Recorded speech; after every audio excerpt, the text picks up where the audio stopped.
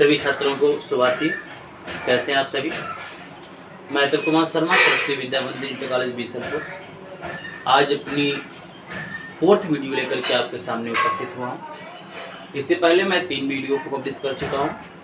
आशा करता हूँ आपको वीडियो पसंद आई। बच्चों, इससे पहले की जो वीडियो थी हमारी आपने देखी होगी, उस वीडियो में मैंने आपको बताया भी था, मैंने क्रिस्टलीय और अक्रिस्टलीय दोनों प्रकार के सॉलिड में दोनों को डिफाइन भी किया था और दोनों में डिफरेंस भी मैंने बताया था।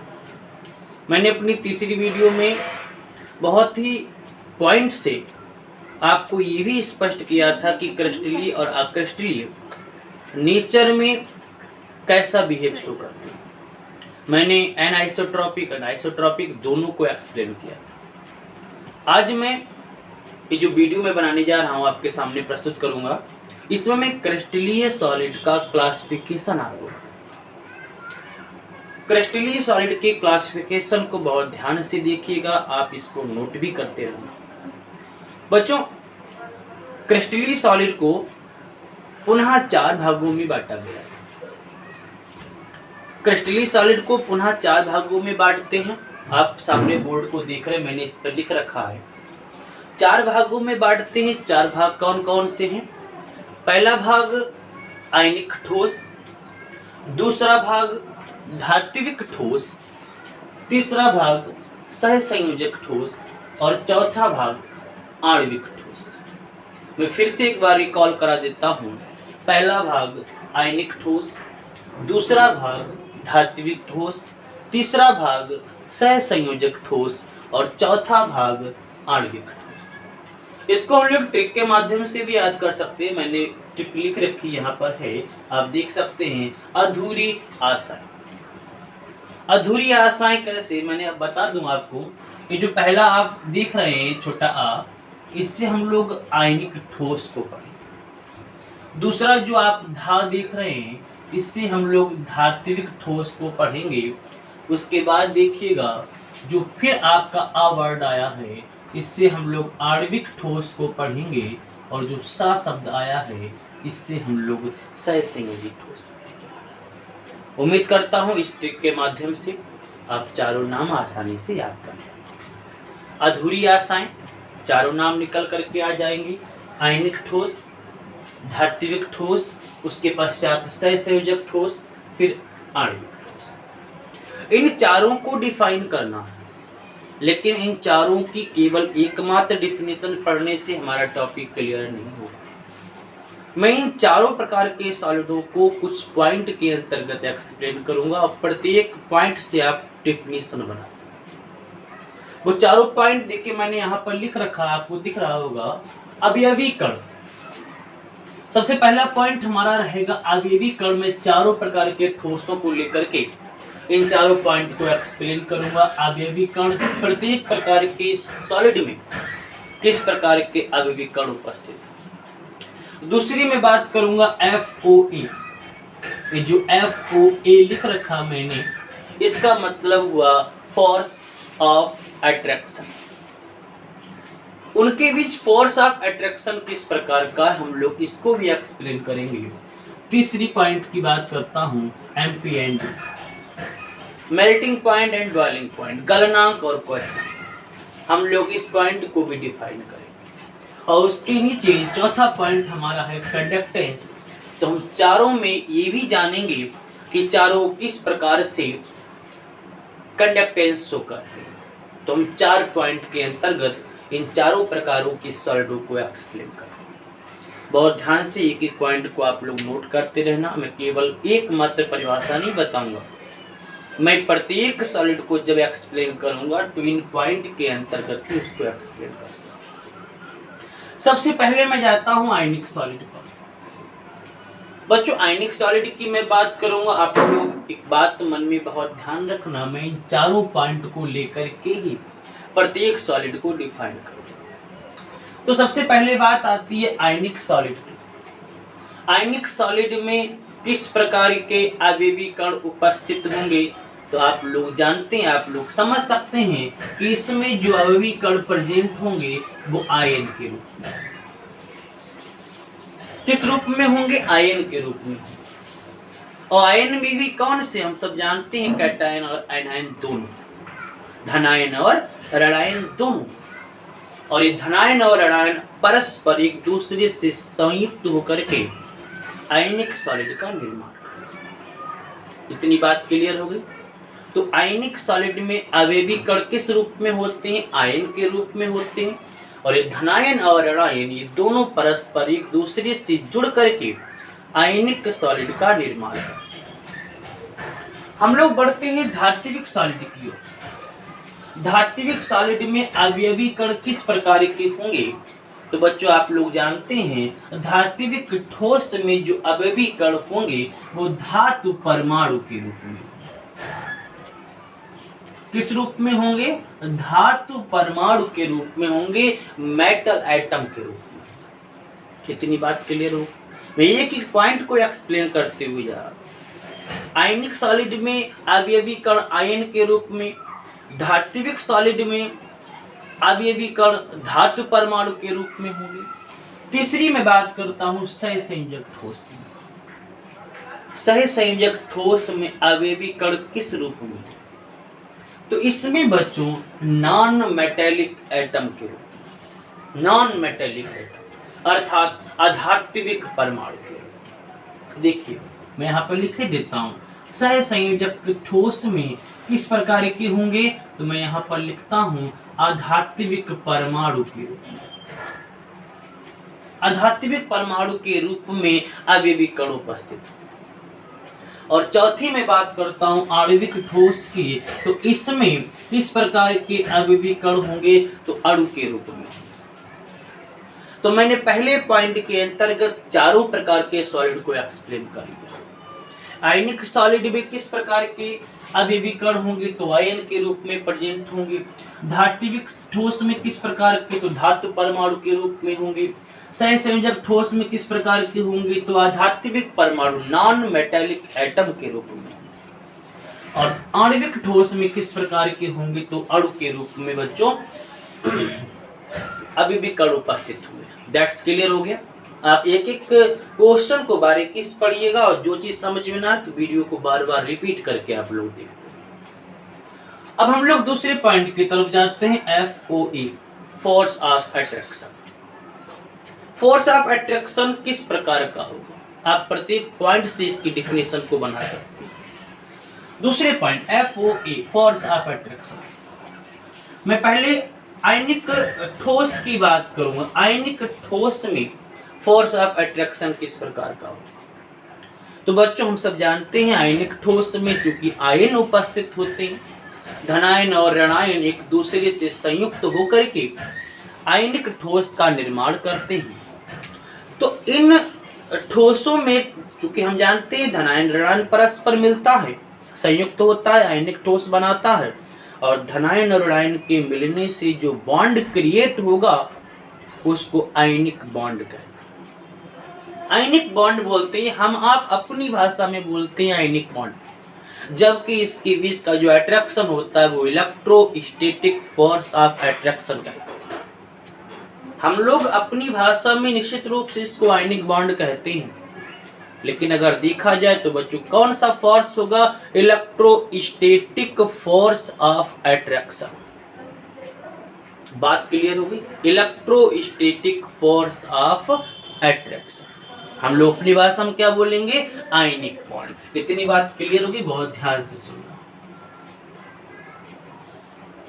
इसके बीच में आयनिक बॉन्ड होता, आयनिक बंध होता, या फिर मैं कह सकता हूं electrostatic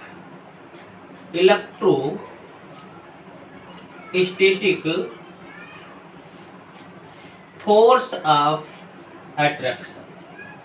electrostatic force of attraction या फिर हम लोग अपनी भाषा में आयनिक बॉन्ड कह सकते हैं। तो एक पॉइंट मैंने क्लियर कर लिया, FOE फोर्स ऑफ अट्रैक्शन कौन सा होता है आयनिक ठोस में? तो आयनिक बंध उपस्थित होता है या फिर इलेक्ट्रोस्टैटिक फोर्स ऑफ अट्रैक्शन।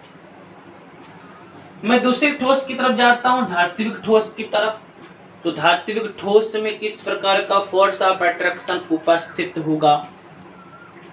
तो धात्विक ठोस में चूंकि धातु परमाणु होते हैं तो हम सब लोग जानते हैं कि इसमें जो बॉन्ड प्रेजेंट होगा वो मेटेलिक बॉन्ड होगा। मेटेलिक बॉन्ड का मतलब मैं इस तरह से एक्सप्लेन कर सकता हूं, धात्विक बंध उपस्थित है।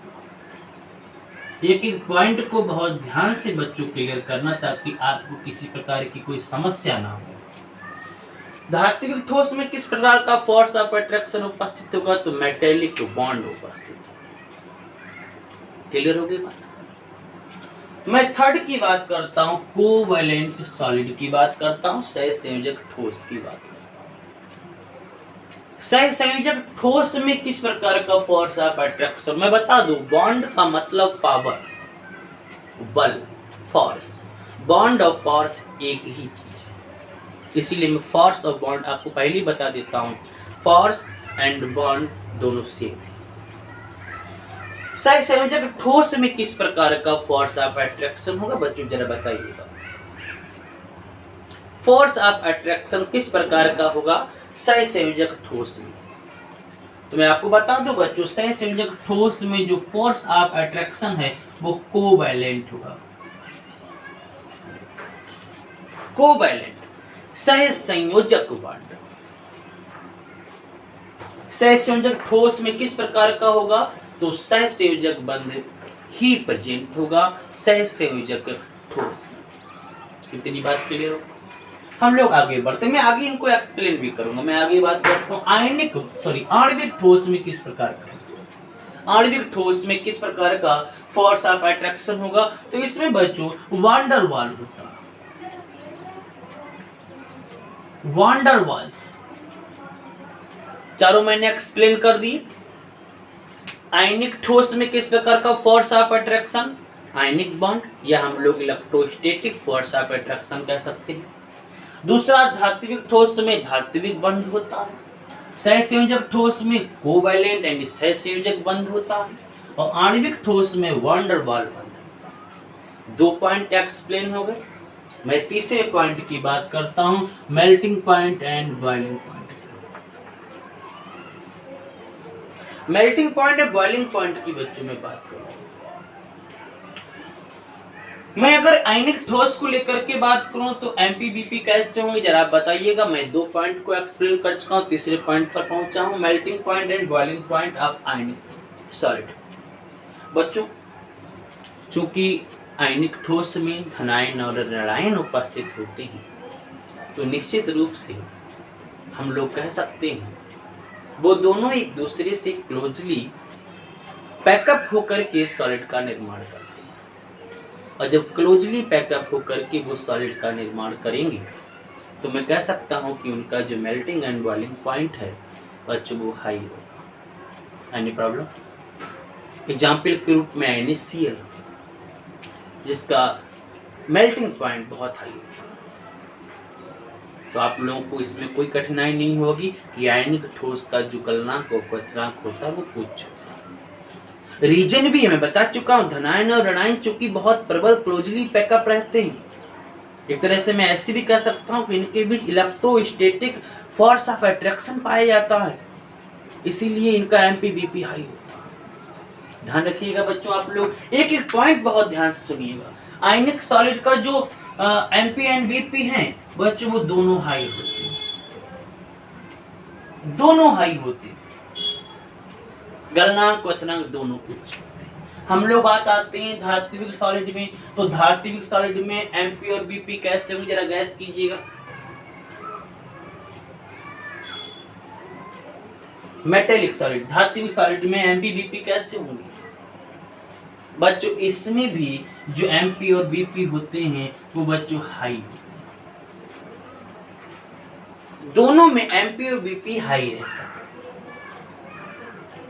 अब आप कहेंगे इसमें हाई क्यों रहता है, तो बच्चों इसमें काफी एक पॉइंट निकल करके आता है, मैं आगे भी इसको एक्सप्लेन करूंगा, जरूरत पड़ी तो मैं इसके लिए अगली एक और वीडियो बनाऊंगा इसके लिए अलग से, ताकि आपको धात्विक ठोस पूरी तरह से क्लियर हो जाए।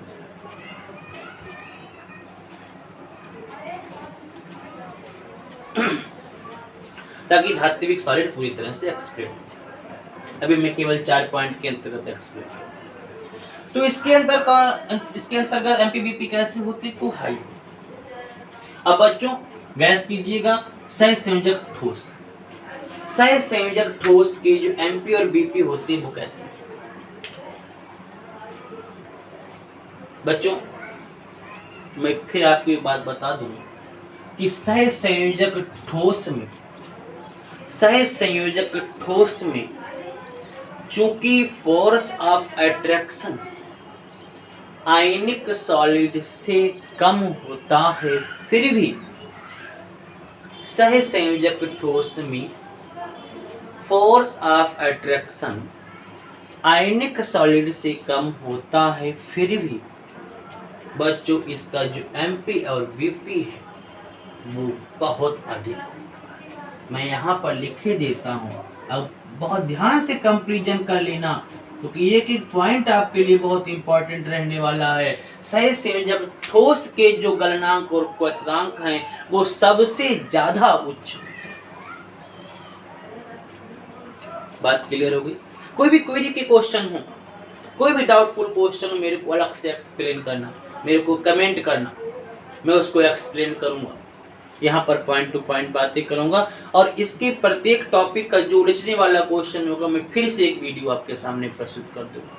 जैसे मैंने बोला कि धात्विक सॉलिड की कई इंपॉर्टेंट बातें मैं अगले वीडियो में आपके लिए लेकर के आऊंगा। तो बच्चों इसके जो एमपी और बीपी हैं वो हाई होते हैं।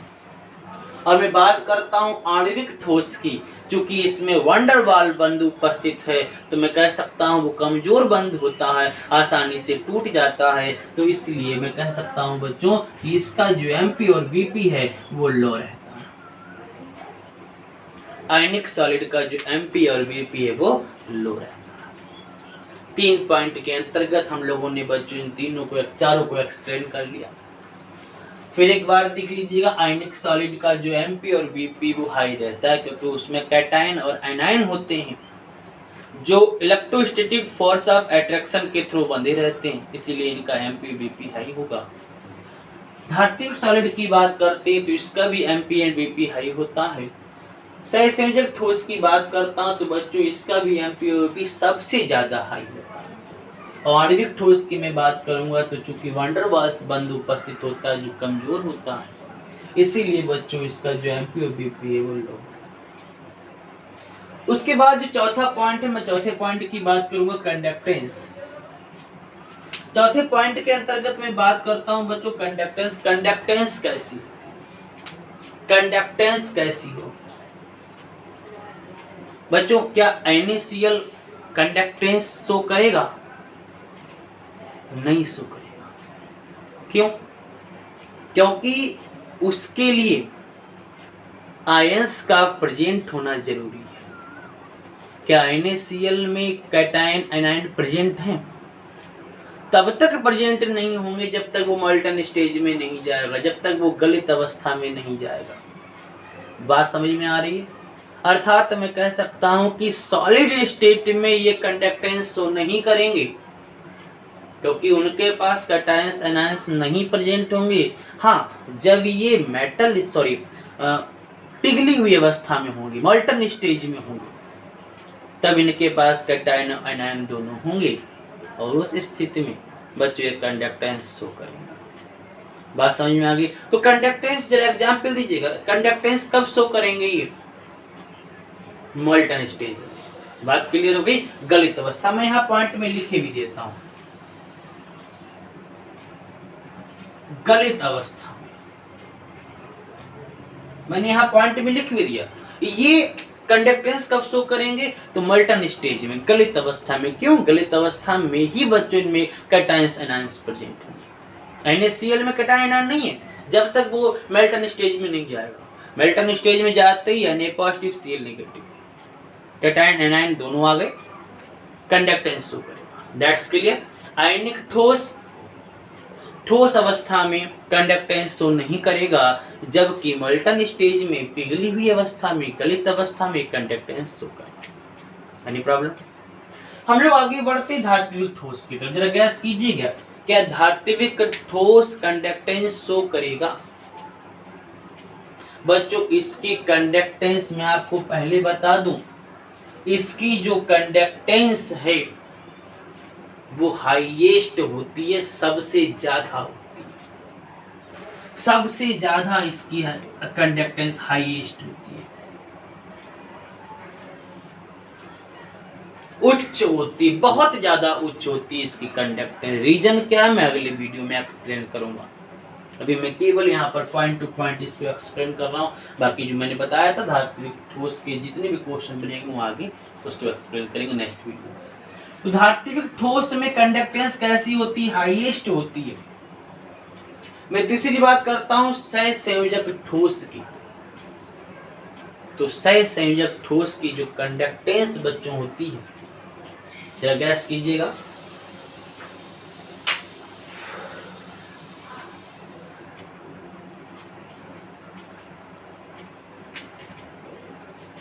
सहसंयोजक ठोस की जो कंडक्टेंस होती है वो कैसी होती है? मैं सीधे पॉइंट में, चूंकि वीडियो काफी बड़ी हो गई है इसीलिए मैं बहुत शॉर्ट में भी इसको समझाता हूँ। सहसंयोजक ठोस की जो कंडक्टेंस होती है वो लो होती है, कम होती है। इसी तरह से आणविक ठोस की भी जो कंडक्टेंस होती है वो कैसी होती है? लो होती है, कम होती है। एग्जाम्पल के रूप में, एग्जाम्पल कैसे समझेंगे? चूंकि आयनिक सॉलिड है, मैंने बोला आयनिक सॉलिड है तो इसका मतलब ये हुआ कि उसमें आयंस का प्रेजेंट होना जरूरी है, कैटायंस एनायन दोनों होने चाहिए। तो एग्जाम्पल के रूप में क्या क्या आ जाएगा? जैसे NaCl, KCl, ZnS, CaF2, सारे के सारे एग्जाम्पल है, कैटायन एनायन दोनों प्रेजेंट है, इसका मतलब आयनिक सॉलिड है। तो हम लोग यहाँ पे बच्चों हम लिख भी सकते हैं NaCl हो सकता है एग्जाम्पल इसका, KCl होता है क्योंकि पॉजिटिव और नेगेटिव हमारे पास में प्रेजेंट है। हम लोग चाहें तो इसको ZnS भी एक्सप्लेन कर सकते हैं, हम लोग चाहें तो CaF2 एक्सप्लेन कर सकते हैं। जहां पर भी कैटायन एनायन दोनों प्रेजेंट है वो आयनिक सॉलिड होंगे, क्योंकि दोनों ऐड होकर के आयनिक सॉलिड का निर्माण करेंगे। धात्विक ठोस की मैं बात करता हूँ। धात्विक ठोस में क्या क्या हो सकता है?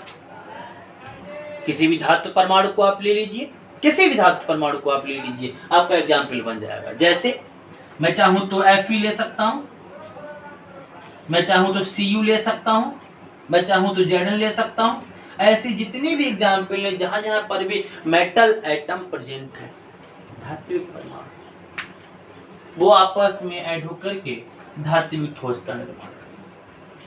मैं कोवैलेंट सॉलिड की बात करता हूं, कोवैलेंट सॉलिड, जैसे मैं यहाँ पर डायमंड ले लेता हूँ, हीरा ले लेता हूँ, मैं ग्रेफाइट ले लेता हूँ, मैं सिलिका ले लेता हूँ, सिलिका मतलब मिट्टी। आप देखिएगा हीरा containing carbon carbon, same atom, और सेम एटम है तो मैं कह सकता हूं दोनों के बीच में कोवैलेंट बॉन्ड होगा। कोवैलेंट बॉन्ड होगा तो निश्चित रूप से बच्चों कोवैलेंट सॉलिड होगा। मैं सिलिका ले लेता हूं, SiSi सेम है तो मैं कह सकता हूं कोवैलेंट बॉन्ड होगा, अर्थात सहसंयोजक सॉलिड होगा। मैं आणविक ठोस की बात करता हूं, आणविक ठोस में भी एग्जाम्पल हम लोग H2O ले सकते हैं, CO2 लेते हैं, बहुत से सिंपल एग्जाम्पल। तो एग्जाम्पल बहुत सारे, कैटायन एनायन जहां पर भी प्रेजेंट हो आप समझ लेना कि वो आयनिक सॉलिड का एग्जाम्पल है। मेटल एटम जहां पर भी प्रेजेंट हो समझ लेना मेटल एटम कहां पर होता है, किस प्रकार के सॉलिड में मेटल एटम प्रेजेंट होता है।